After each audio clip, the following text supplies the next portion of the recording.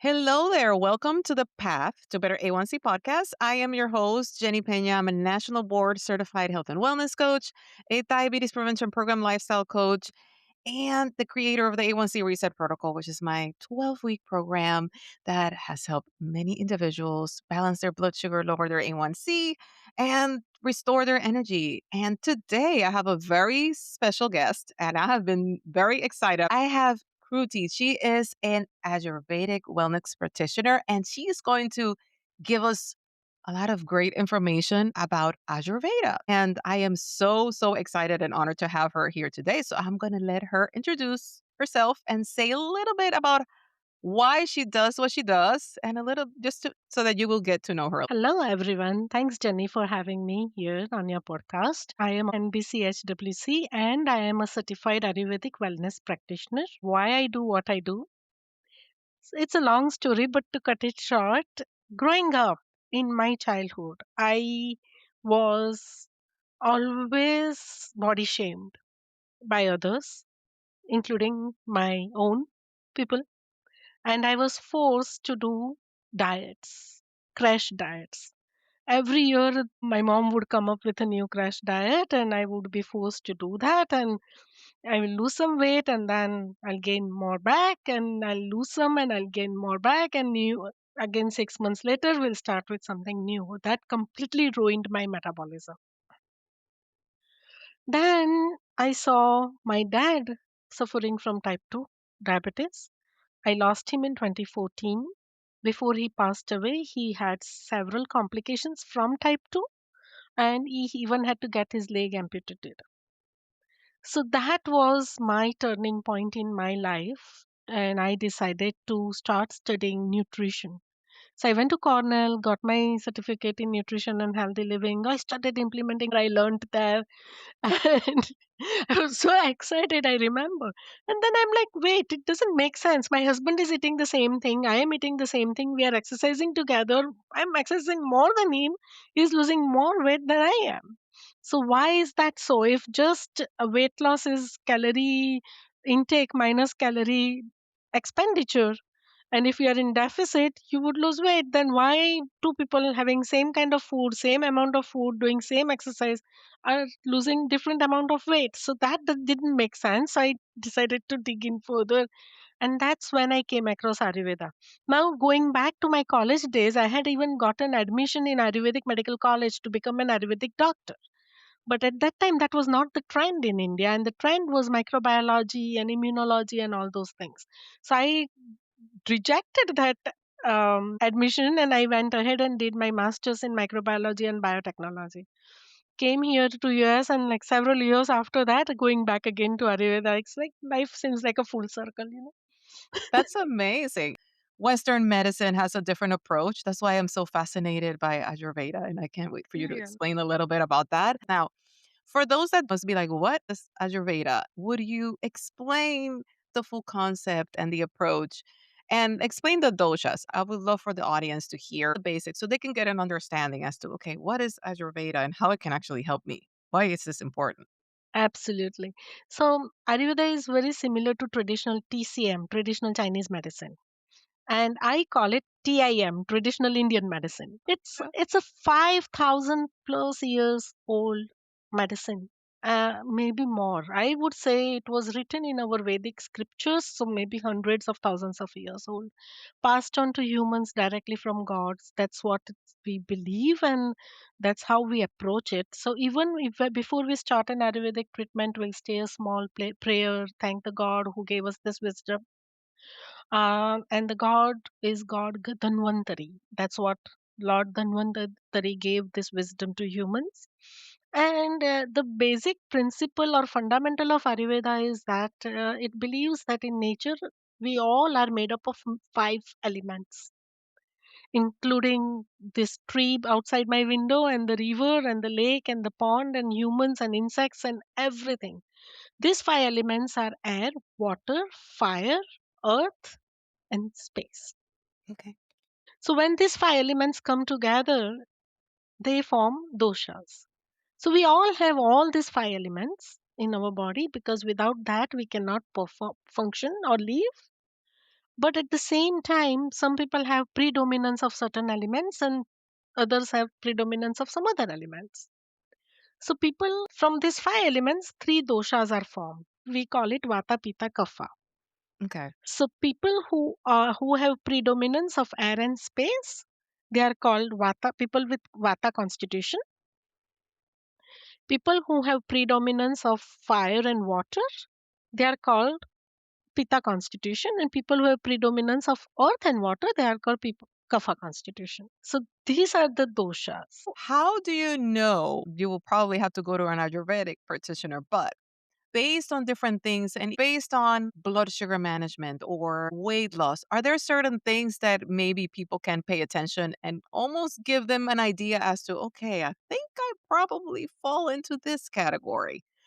And is there a dosha that is predominant with individuals that are dealing with type 2 diabetes and PCOS and all of these things that are related to insulin resistance? Yes, the dosha you have is called in Ayurvedic terms called prakriti, means your unique mind body constitution, which is determined at the time of conception when the sperm and ovum meets, and at that time whatever the unique mind body constitution of the parent is, becomes the unique mind body constitution of the child. So that cannot be changed. Like it would be like trying to make a blue eyed person into a black eyed person without giving them the contact lens. Hmm. That never happens. So same thing, if you are born with a certain prakriti or a unique mind body constitution, you cannot change it. It's with you for life. But throughout our life, when we grow up, our circumstances, the way the social, the environment around us, the way we eat, the way we move, that creates imbalances. And we deviate from our unique mind body constitution. And then we start believing this new me is me and it's normal. And that is the Vikruti, means how much we have deviated from our unique mind body constitution, and that becomes the Vikruti.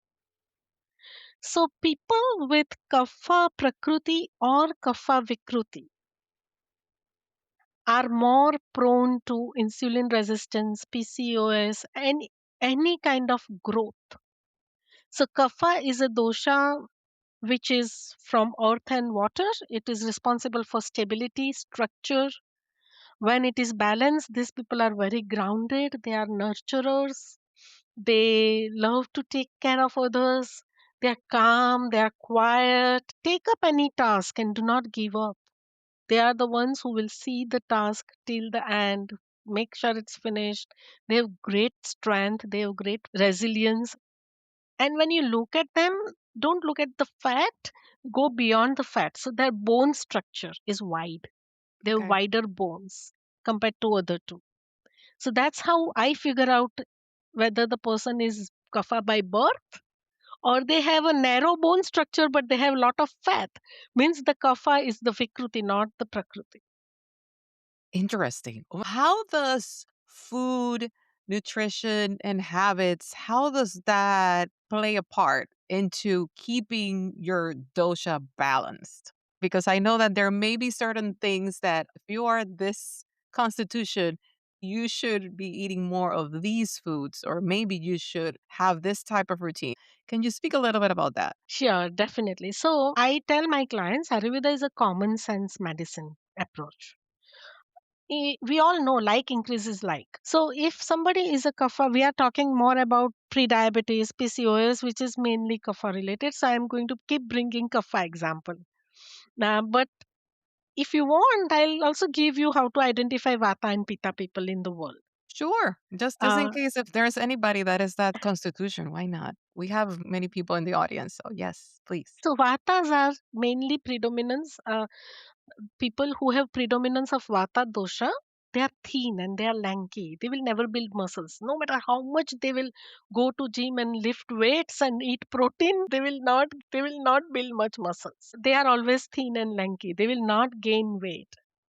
Those are the people who are vata, but they can still have pre-diabetes, diabetes, insulin resistance. I know several of my clients who are very thin and lanky, but they have internal fat Hmm. because of their diet and lifestyle, and they have these problems. But the approach when we deal with vata is very different than the approach when we deal with kapha. You can starve a kapha. Kapha can fast for a long time, vata cannot. They'll get depleted. So that is the only difference. And the pitta are in between the both. They are medium built. They are very focused. They are the ones who get hungry if you starve them. If they are hungry, they have to eat. They become very hypoglycemic very quickly, Okay. but they are very focused. They are born to be leaders. Actually, if you go in a party, you will see vata like a butterfly. They attract cloud, they jump from ideas to ideas. They are in between 10 people, they talk and they quickly move to another group of 10, and then they amuse people. They are very dreamy, so they will talk about their dreams, and so they attract people. While pitas are the one who are to the point, they will lead the crowd. Okay. They don't beat behind the bush. They are direct, they are straightforward. While you go to a party and you see a person, a loner, sitting by the window just enjoying the nature, that's the kapha. They like to be alone, they are happy with their own self, they don't like to be disturbed. So that's how you can figure out who is what. I think I'm a hybrid because sometimes I can be a kapha and I love nature and I love my me time, but I also, and I'm like that nurturing type. I think most coaches, we are all Yeah, nurturers. We like to work with people and help people, but I also like to socialize a little bit. So I guess I'm a kapha with a sprinkle of pita and bata probably in there, which I would assume that most of us kind of like dance and we just have a exactly. predominance on something. Yes, we all have all the doshas. We just have one or two doshas which are predominant. Very few people are just one. Like you can see them. I had a client and she was a size 0 and she was having prediabetes. So a lot of people have the misconception too that it's like, oh, if you have prediabetes, it's like you have to be overweight or obese or you have to have all these things. And I'm like, lifestyle habits and your eating habits, all that can trigger other things. So don't follow that alone. That's not like the only indicator that there is something that you need to work on. Is there something that would be important to bring up in terms of the seasons and the foods and the timing of the foods as well? Yes, so the all the seasons are divided also into Vata Pitta Kapha. Your life is divided into Vata Pitta Kapha. Your day is divided into Vata Pitta Kapha. So childhood is mainly Kapha predominance, because why? Kapha is a dosha which is anabolic. It's building. You need to grow when you are a baby, so you need more Kapha. Then the middle age, where is Pitta dominant. Why? Because Pitta is a dosha which is metabolic. You need to perform in the world. You need to go out, do the job, lead, make money. That's where you need more Pitta in your life. And the old age, after 55, 60, once women enter menopausal, the mainly predominance in that life of yours is Vata. Vata is a degenerative dosha. It is catabolic. So if you, we also tell our clients that it dries you up. Vata dosha is just air and space. It's very drying. So if you are drying, you are degenerating. If you are degenerating, you are dying. That's how we look at it. So after 55, 60, and which makes sense. Like we, as we grow older, our skin becomes more dry, and we can see it. Our digestion changes. Our hair is more dry. Nails are more brittle, right? Mhm. So that's where we tell our clients you have entered vata phase of your life. That's where you need to nourish yourself, like take some more ghee on Mhm. your bread or on your roti. Not just drink, you can't drink ghee because it will increase cholesterol, but you can use it in cooking, or sesame oil, so things like that. And the day also is divided into Vata Pitta Kapha. So in the morning from 6 a.m. to 10 a.m. is a Kapha time. And you see in nature also, right? Birds are slowly waking up. Everything is like very slow, gentle. Nobody's rushing anywhere. That's the Kapha time. That's the best time to get your exercise in, because it will instantly remove the sluggishness. How? Because Kapha time is slow and cardio is full of air. It's fast paced. So when you bring in opposite, you balance or reduce the increased dosha. So you reduce the sluggishness, which is kapha, by bringing in exercise or cardio, which is movement, which is vata. From 10 to 2 is where the sun is peak in the sky. It's very hot during that time. That's when your inner digestive fire is also at the peak. So that's why your lunch always should be your main meal, not your breakfast, not your dinner. Okay, I'm glad to be Hispanic because that's what we do. Yeah, we do the That's same I grew thing. up like the Lord, but I grew up my parents were business owners, so I grew up that we will all come home for lunch, and that was like the family meal. More than dinner, it was lunch, and it was the largest meal too. But I'm glad that I grew up like that. So, larger meal, exercise in the morning, and then what happens with the 3rd? The vata is from vata dosha hits in from 2 to 6. So from 2 to 6, when if you have had a right nutritious meal which is not full of junk, your creativity will be at the peak during that time. Vata dosha is all about creativity. You can be very creative during that time. Your brain, you don't have brain fog. But what happens is people eat burger and pizza and fries and heavy lunch and coke. So they get that sugar crash, because of which there is a 3 p.m. like crash. Mhm. Otherwise, Mhm. you are supposed to be very creative during that time. Okay. Very So, interesting. and then again, the cycle repeats. So from 6 to 10 is uh, kapha. Morning 6 to 10, evening 6 to 10. You're supposed to slow down. You're supposed to be in bed by before 10, because as soon as you get in bed before 10 and it's kapha time, kapha is the dosha which is going to calm you. It's calming, it's grounding.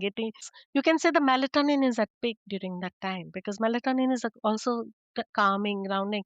So you should start winding down by 9 o'clock, lights off, your foot massage, head massage, whatever you want to do. Take a shower if you are taking it. And then by 10, you should be in bed, because from 10 to 2 is Pitta time. That's when your body is very active. It starts repairing itself. It starts metabolizing whatever you have eaten, whatever experience you had throughout the day. It is internalizing and working on it and removing the junk from the mind, removing the emotions, and also repairing the body, detoxifying. All that things are happening when you are asleep. But what happens is people are watching Netflix, they are eating, so body is now confused. Should I digest or should I repair? I can't do both, That right? is that is an interesting point. And a lot of people use that and think that, oh, this is repairing because they're chilling. They're having this very stressful day. And now I'm going to chill. A lot of people are fasting through the day and then they binge a little bit at night because they're catching up with all the meals. I deal with that a lot with clients. And you take 15 minutes at least, walk away from the computer and have a mindful meal so that you can actually enjoy it versus rushing through. And a lot of them, they're drinking their calories with a lot of like the drinks and the protein shakes and all of that. And then when they come home, that's their restoration. I'm going to sit and watch TV and I'm going to have my large meal because I have not eaten all day. And now we know that that does not necessarily work so well for our bodies. And seem like the way we tell in our functional or western nutrition, right, that eat at least 3-4 hours before your bedtime. Ayurveda says the same thing. Hmm. Don't go to bed with full stomach. Have your meal being digested before you go to bed. Okay. Okay. So that the body can really focus on restoring instead of like, okay, I have to now work on this digestion. Okay. Awesome. Now, are there things that you would say, like most of my audience, most of them are obviously like struggling with blood sugar imbalance. They're dealing with that 3 p.m. slump. A lot of them deal with weight loss and like the struggle with the weight loss, PCOS, type 2 diabetes. We already know like all these things. And when that starts elevating, also the cholesterol level starts creeping up and it becomes now metabolic syndrome. Like a lot of different things start happening. What would be 2 or 3 tips, these things that you can change today and incorporate? So we focus on 6 different tastes: sweet, sour, salty, pungent, bitter, and astringent. Now, blood sugar. Sugar. What does it mean? Excess sweet in the body. Mhm, mhm. Bring in the opposite to balance it. What is the opposite of sweet? Bitter. And that's what American Diabetes Association also says. Fill in half of your plate with leafy greens. What are leafy greens? Bitter and astringent. Yep, yep. The same thing, half a plate, non root vegetables. Bitter gourd is excellent for type 2. Bitter gourd is an Indian vegetable. You eat it 2, 3 times a week, learn to cook and eat it with your bread or rice. It's excellent for type 2. But bring in more bitter, astringent, spicy food, reduce sweet, basically. Okay. That is the main thing which you need to do. Second thing is move, exercise. Rest for 10-15 minutes after your meals so that the meal settles down, and then walk 1,000 steps. Is I this?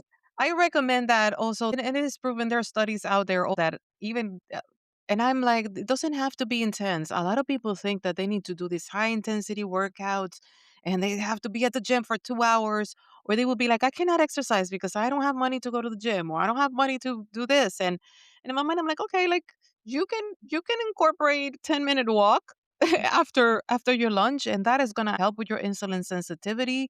Your body's going to use that glucose that you just produced from having your meal, and it's going to help. And it's something simple. And sometimes, oh, now it's winter time. Now it's I'm in winter winter. time. I can't go out. Well, like you can march in place. If you're in the office, you can walk around and loop, put a little timer and be like, I'm going to loop around and walk around.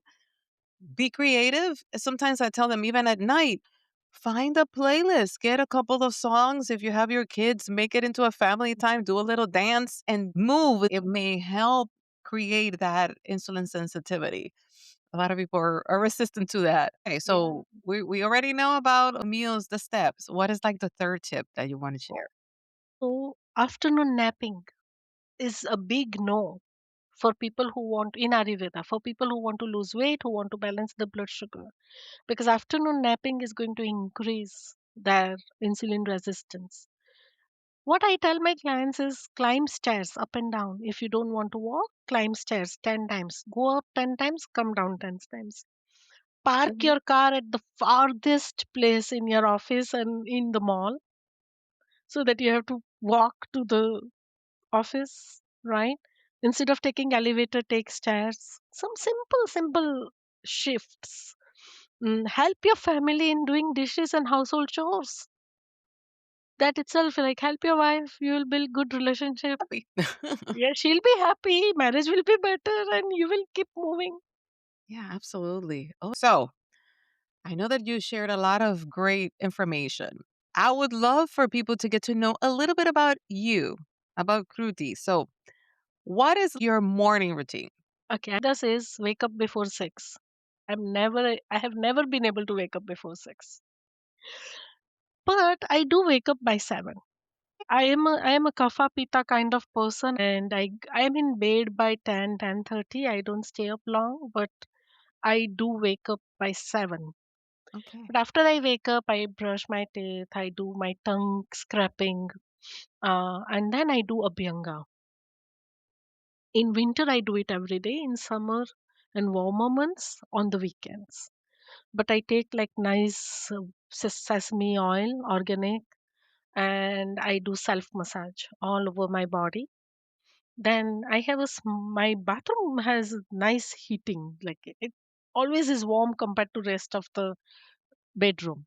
So I just close the door, and because I have vigorously done massage, I start sweating. I sweat. I sit in my towel for like 20-25 minutes.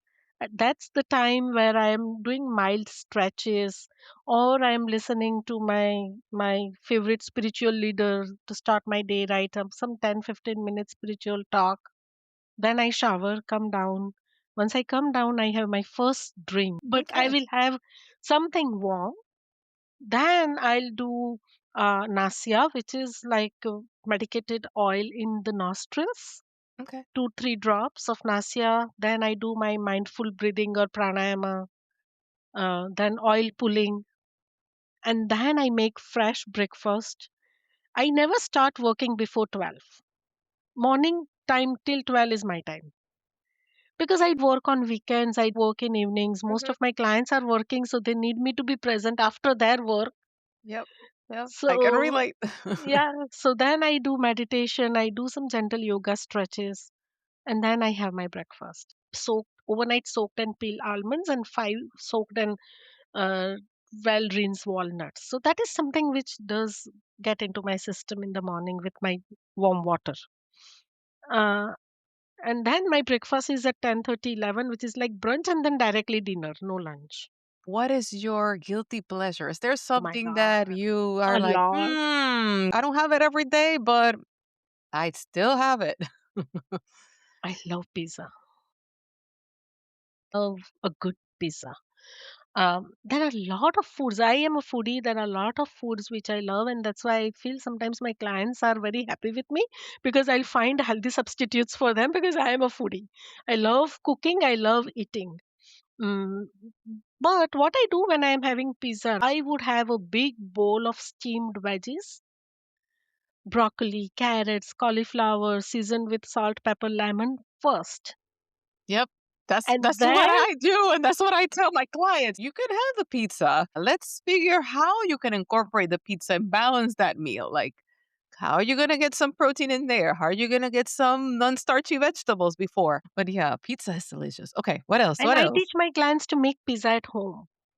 So instead of Domino's or Pizza Hut, much better, healthier dough from einkorn flour, or get a pizza from local mom and shop Italians instead of fast food joint.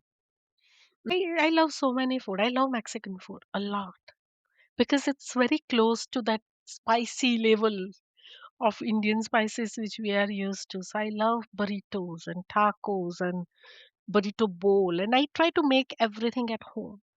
Okay. So I control the ingredients. I love Thai food. Thai food, I don't have to worry. It's not, I don't feel guilty eating Thai food because it's bunch of veggies, tofu and curry in coconut milk and Yep. brown rice. So Yeah. It is very delicious. I know that there's a lot of information. Please share, where can people find you? I will put all the information in the description so you will find everything, but please share. so I am based in New Jersey, but I do take clients all over US through Zoom. And they can find me on Instagram. My website is krutithakore.com. That's my first name, last name.com. So easy to remember. I'm looking forward to helping more people.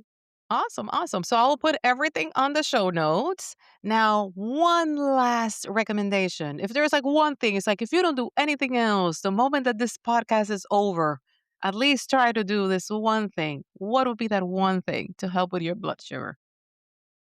Eat 70% to your stomach's capacity and leave 30% empty for the gastric juices to work on the food you have eaten.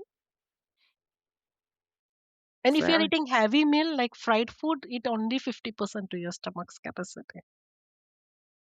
awesome. Kruti, thank you so much. This was so enlightening. I mean, I love Ayurveda and I was so excited about bringing you over.